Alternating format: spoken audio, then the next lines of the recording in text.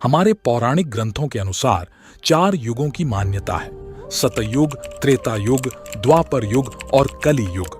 वर्तमान में कलिकाल अर्थात कलयुग चल रहा है। कहते हैं कि कलयुग में पाप अपने चरम पर होगा। हमारे पौराणिक ग्रंथों में इस युग में क्या क्या होगा या घटेगा, यह स्पष्ट लिखा गया है तथा इस बात का भी वर्णन मिलता है कि इस युग में जब कहीं भी प्रलय होगा तो सिर्फ हरि कीर्तन ही उसे बचा पाएगा। आइए जानते हैं कि भगवान कल की कलयुग का अंत किस प्रकार करेंगे। दोस्तों, वीडियो शुरू करने से पहले एक छोटा सा निवेदन है कि सच्ची श्रद्धा से कमेंट बॉक्स में जय नारायण लिखकर परमात्मा को अपना आभार जरूर प्रकट करिएगा। आप देख रहे हैं रोज का ज्ञान यूट्यूब चैनल। कलयुग का वर्णन करते हुए भगवान श्री कृष्ण कहते हैं कि कलयुग में ऐसे लोगों का राज्य होगा जो दोनों ओर से शोषण करेंगे, बोलेंगे कुछ और करेंगे कुछ, मन में कुछ होगा और कर्म में कुछ। इसी प्रकार कलयुग में ऐसे लोग रहेंगे जो बड़े ज्ञानी और ध्यानी कहलाएंगे। वे ज्ञान की चर्चा तो करेंगे लेकिन उनके आचरण राक्षसी होंगे। बड़े पंडित और विद्वान कहलाएंगे किंतु वे यही देखते रहेंगे कि कौन सा मनुष्य मरे और हमारे नाम से संपत्ति कर जाए। कलयुग का मनुष्य शिशुपाल हो जाएगा। कलयुग में मनुष्य मोह माया में ही बर्बाद हो जाएगा। किसी का बेटा घर छोड़कर साधु बनेगा तो हजारों व्यक्ति दर्शन करेंगे, किंतु यदि अपना बेटा साधु बनता होगा तो रोएंगे कि अब मेरे बेटे का क्या होगा। कलयुग में धनाढ्य लोग लड़के लड़की के विवाह में, मकान के उत्सव में, छोटे बड़े उत्सवों में तो लाखों रुपए खर्च कर देंगे, परंतु पड़ोस में ही यदि कोई भूखा प्यासा होगा तो यह नहीं देखेंगे कि उसका पेट भरा है या नहीं। उनका अपना ही सगा भूख से मर जाएगा और वे देखते रहेंगे। दूसरी ओर मौज, मदिरा, मांस भक्षण, सुंदरता और व्यसन में पैसे उड़ा देंगे, किंतु किसी के 2 आंसू पोंछने में उनकी कोई रुचि न होगी। मैं वासुदेव कृष्ण साधुओं की रक्षा करने के लिए, पापियों का संहार करने के लिए और धर्म को दोबारा स्थापित करने के लिए हर युग में बार बार अवतार लूंगा। दोस्तों, महाभारत में अर्जुन से कही इस बात के पीछे छिपी हुई एक ऐसी कहानी जिसका राज शायद ही कोई जानता है, एक ऐसी भविष्यवाणी जो आज हमारी आंखों के सामने सच होती नजर आ रही है। आज हम एक ऐसे युग में जी रहे हैं जहां मर्यादा और धर्म की ताकत कम हो रही है और अधर्म, हिंसा और दुख का असर इस पृथ्वी पर बढ़ता जा रहा है। लेकिन जल्द ही एक ऐसा समय आएगा जब धरती अंदर से फटने लगेगी और आसमान से तेजाब बरसने लगेगा, मानो कलयुग अपना राक्षसी रूप दिखाएगा। और तब सफेद घोड़े पर सवार, आग से भरी तलवार लिए एक दिव्य योद्धा प्रकट होगा जिसका उद्देश्य होगा इस अंधेरे का अंत करना, इस पाप से भरी दुनिया का खात्मा करना। ये कथा है भगवान विष्णु के 10वें और आखिरी अवतार की। ये गाथा है कल की अवतार की। कलयुग समय चक्र के 4 युगों का आखिरी युग है। घोर अंधकार और विनाश से भरा हुआ एक ऐसा समय जहां सत्य की आवाज को धोखाधड़ी से दबा दिया जाता है और पाप इतना बढ़ जाता है कि धर्म और अच्छाई का नामो निशान नहीं बचता। क्रूरता, लालच और हिंसा जैसी चीजें इंसान को अंदर से काला और खोखला बना देती हैं। सतयुग, त्रेता युग और द्वापर युग के बाद आज हम इसी कलयुग में जी रहे हैं। शास्त्रों की माने तो कलयुग की उम्र 4,32,000 है, जिसमें से 5,000 से ज्यादा साल बीत चुके हैं। और ऐसा माना जाता है कि कलयुग के पहले 10,000 साल कलयुग के किशोरावस्था के होंगे, जहां अच्छाई और धर्म की हल्की किरण बची होगी, जहां अभी भी देवी देवताओं को पूजा जाता होगा और धर्म का पालन होगा। लेकिन 10,000 सालों के बीतने के बाद एक ऐसा समय आएगा जब इंसानियत का घिनौना चेहरा सबके सामने आ जाएगा। कलयुग में मानव का मन नीचे गिरेगा, उसका जीवन पतित होगा। यह पतित जीवन धन की शिलाओं से नहीं रुकेगा, न ही सत्ता के वृक्षों से रुकेगा, किंतु हरि नाम के एक छोटे से पौधे से, हरि कीर्तन के एक छोटे से पौधे से मनुष्य जीवन का पतन होना रुक जाएगा। अपनी तुच्छ बुद्धि को ही शाश्वत समझकर कुछ मूर्ख ईश्वर की तथा धर्म ग्रंथों की प्रामाणिकता मांगने का दुस्साहस करेंगे। कलयुग में थोड़े से धन से मनुष्यों में बड़ा घमंड होगा। स्त्रियों को अपने केशों पर ही रूपवती होने का गर्व होगा। कलयुग में स्त्रियां धनहीन पति को त्याग देंगी। उस समय धनवान पुरुष ही स्त्रियों का स्वामी होगा। जो अधिक देगा उसे ही मनुष्य अपना स्वामी मानेंगे। उस समय लोग प्रभुता के ही कारण संबंध रखेंगे। बुद्धि धन के संग्रह में ही लगी रहेगी। सारा धन उपभोग में ही समाप्त हो जाएगा। कलयुग की स्त्रियां अपनी इच्छा के अनुसार आचरण करेंगी। हाव भाव भोग विलास में ही उनका मन लगा रहेगा। अन्याय से धन पैदा करने वाले पुरुषों में उनकी आसक्ति होगी। लोग बिना स्नान करे ही भोजन करेंगे। देव पूजा, अतिथि सत्कार, श्राद्ध और तर्पण की क्रिया कोई नहीं करेगा। कलयुग की स्त्रियां लोभी, नाटी, अधिक खाने वाली और मंद भाग्य वाली होंगी। कलयुग में राजा प्रजा की रक्षा न करके बल्कि कर के बहाने प्रजा के ही धन का अपहरण करेंगे। अधम मनुष्य संस्कारहीन होते हुए भी पाखंड का सहारा लेकर लोगों को ठगने का काम करेंगे। उस समय पाखंड की अधिकता और अधर्म की वृद्धि होने से लोगों की आयु कम होती चली जाएगी। उस समय 5, 6 अथवा 7 वर्ष की स्त्री और 8, 9 या 10 वर्ष के पुरुषों से ही संतान होने लगेंगी। मनुष्य की औसत आयु 20 वर्ष ही रह जाएगी। 5 वर्ष की उम्र में ही स्त्री गर्भवती हो जाया करेगी। 16 वर्ष में लोग वृद्ध हो जाएंगे और 20 वर्ष में मृत्यु को प्राप्त हो जाएंगे। इंसान का शरीर घटकर बौना हो जाएगा। ब्रह्म वैवर्त पुराण में बताया गया है कि कलयुग में ऐसा समय भी आएगा जब इंसान की उम्र बहुत कम रह जाएगी। युवावस्था समाप्त हो जाएगी। कली के प्रभाव से प्राणियों के शरीर छोटे छोटे, क्षीण और रोगग्रस्त होने लगेंगे।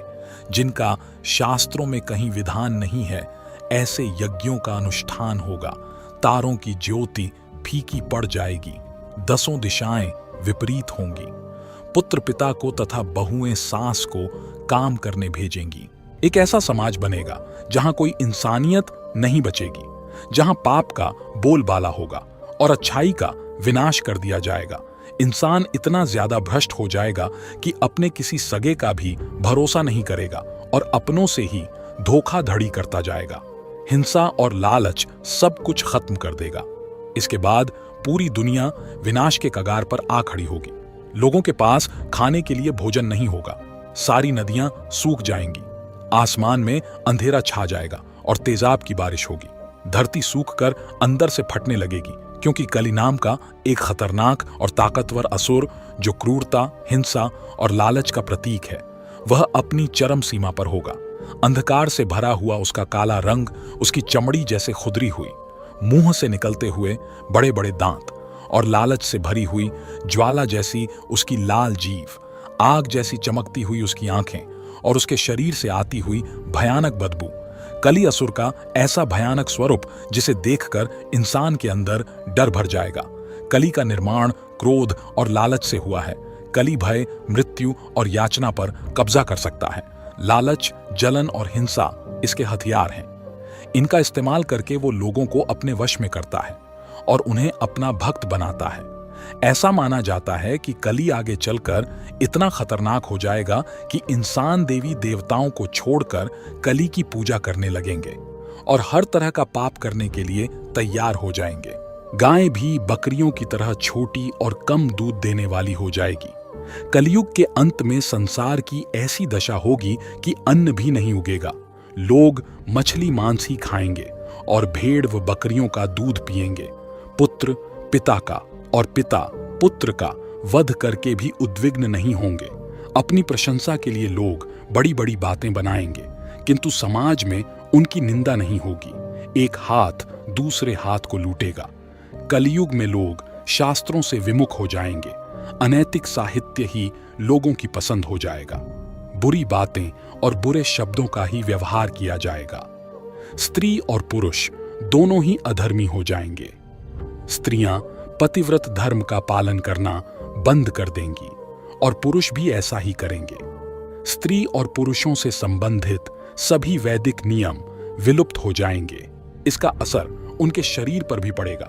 मनुष्य का शरीर धीरे धीरे एक भयानक रूप लेने लगेगा।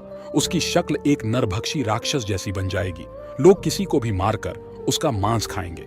कली का असर इतना गहरा होगा कि चारों ओर विनाश का बोलबाला होगा। हर जगह चोरी चकारी, लड़ाई झगड़े और खून खराबा होगा। यह दुनिया अपने आप को पूरी तरह तबाह करने की कगार पर पहुंच जाएगी। और जब ऐसा होगा तब भगवान विष्णु अपना 10वां अवतार लेंगे और कल्कि के रूप में धरती पर जन्म लेंगे। देवदत्त नाम के सफेद घोड़े पर सवार, सूर्य की किरण जैसी चमक और हाथ में उज्जवल तलवार होगी और उनके शरीर से उभरता हुआ एक तेज होगा।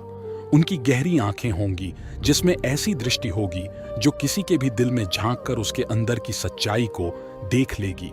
उनका चेहरा साक्षी होगा उनके दृढ़ संकल्प का और उनका शरीर एक महान योद्धा जैसा होगा जो उनके बल और साहस का प्रतीक होगा।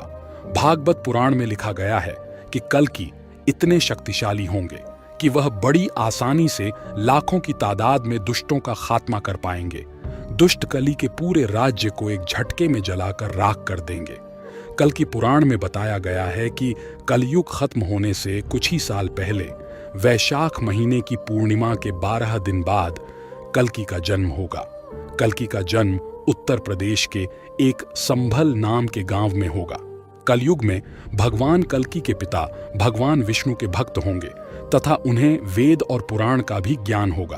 उनके पिता का नाम विष्णु यश और माता का नाम सुमति होगा। राम अवतार की तरह कुल 4 भाई होंगे, भगवान कल्कि, सुमंत, प्राज्य और कवि। ये सभी मिलकर धर्म की स्थापना करेंगे। भगवान कल्कि के 4 पुत्र और 2 पत्नियां होंगी। उनके पुत्रों के नाम जय, विजय, मेघमाल और बलाहक होंगे और पत्नी लक्ष्मी रूपी पद्मा और वैष्णवी रूपी रमा होंगी। और उन सभी का उद्देश्य होगा कली का संहार करना, कलयुग का अंत करना, अधर्म का नाश करना और धर्म की पुनः स्थापना करना। कल्कि मानव का अवतार लेकर आएंगे, लेकिन उनका रूप एक योद्धा जैसा होगा। ऐसा माना जाता है कि कल्कि अवतार की मदद करने के लिए 7 चिरंजीवी आएंगे जो सदियों से अपना कर्म पूरा करने का और कल्कि अवतार से मिलने का इंतजार कर रहे हैं। और वो 7 चिरंजीवी हैं: हनुमान, वेदव्यास, परशुराम, राजा बलि, अश्वत्थामा, विभीषण और गुरु कृपाचार्य। वेदव्यास, गुरु कृपाचार्य और अश्वत्थामा भगवान कल्कि के पैदा होने के समय ही उनका दर्शन करने जाएंगे और वही उनका नामकरण करेंगे। इसके अलावा परशुराम उन्हें अपनी शरण में लेंगे और उन्हें वेद, पुराण, अस्त्र शस्त्र आदि 64 कलाओं की शिक्षा देंगे। इसी तरह यह सारे चिरंजीवी किसी न किसी तरीके से कल्कि अवतार का उद्देश्य पूरा करने में उनकी मदद करेंगे और इसी तरह कली के संहार की तैयारी होगी। जब युद्ध का समय आएगा उस दिन आकाश में बादल गरजेंगे, पूरी पृथ्वी पर सन्नाटा फैल जाएगा। ऐसा लगेगा मानो सब कुछ रुक गया हो। आखिरकार कल्कि दिव्य सफेद घोड़े पर सवार, तेज तलवार लिए अधर्म का अंत करने के लिए कली की नगरी में प्रवेश करेंगे। युद्ध भूमि में कदम रखते ही उनके अंदर से एक तेज रोशनी बाहर आएगी और उनका दिव्य रूप चमक उठेगा। वहीं दूसरी तरफ कली अपना भीषण रूप लेकर अपनी पूरी शक्तियों के साथ खड़ा होगा और फिर शुरू होगा एक महायुद्ध। कली भी अपनी सारी शक्तियों और अपने सारे दूतों के साथ कल्कि पर हमला करेगा। यह युद्ध इतना घमासान होगा कि पूरी पृथ्वी कांप उठेगी। चारों ओर हाथी घोड़ों की आवाज, तीरों का टकराना और गदाओं की आवाज गूंजेगी। युद्ध भूमि पूरी तरह खून से लथपथ हो जाएगी। अंत में कली कमजोर पड़ जाएगा। उसके शरीर पर कई सारे घाव हो जाएंगे जिससे बदबू आने लगेगी। उसके चेहरे पर एक लंबा घाव होगा जिससे काला खून निकल रहा होगा। इसके बाद कल्कि की तलवार की आग से कली की पूरी नगरी को जला दिया जाएगा, जिसमें कली भी जलकर नष्ट हो जाएगा। आखिरकार बुराई की हार होगी और अधर्म का अंत होगा। कली के मरते ही कलयुग का चक्र पूरा होगा और समय का नया चक्र शुरू होगा और कल्कि अवतार एक नए युग की स्थापना करेंगे। दोस्तों, ऐसा माना जाता है कि जयपुर के कल्कि मंदिर में बने उनके घोड़े की मूर्ति धीरे धीरे जिंदा हो रही है।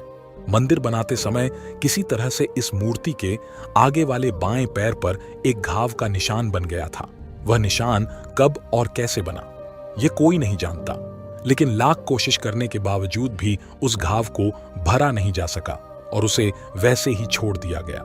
हैरानी की बात यह है कि वह घाव धीरे धीरे समय के साथ बढ़ता जा रहा है और ऐसा माना जाता है कि देवदत्त धीरे धीरे जिंदा हो रहा है अपने स्वामी भगवान कल्कि के इंतजार में। जिस दिन यह घाव पूरा भर जाएगा उसी दिन देवदत्त जिंदा हो जाएगा और वही दिन होगा जब कल्कि अवतार का जन्म होगा। कुछ लोगों का यह भी मानना है कि यह घाव जल्दी जल्दी भर रहा है क्योंकि मानव समय से पहले ही अपनी बुराई की सीमा पार कर रहा है और कल्कि समय से पहले ही धरती पर आ जाएंगे। दोस्तों, अंत में इस घोर कलिकाल से बचने का एकमात्र तरीका यह है कि व्यक्ति को वेदों की ओर लौट आना चाहिए और हर समय हरि कीर्तन करके खुद को सुरक्षित रखना चाहिए। जो व्यक्ति धर्म से विमुख होकर रहेगा वह कहीं भी कभी भी अकाल मृत्यु को प्राप्त होगा या हर समय दुखी और संकटों से ही घिरा रहेगा। दोस्तों, इस बारे में आपके क्या विचार हैं नीचे कमेंट बॉक्स में जरूर बताएं और अगर वीडियो पसंद आया हो तो वीडियो को लाइक जरूर करें और इसी तरह के ज्ञानवर्धक वीडियो देखने के लिए हमारे चैनल रोज का ज्ञान को सब्सक्राइब जरूर करें। अभी के लिए आप सभी दर्शकों को जय नारायण।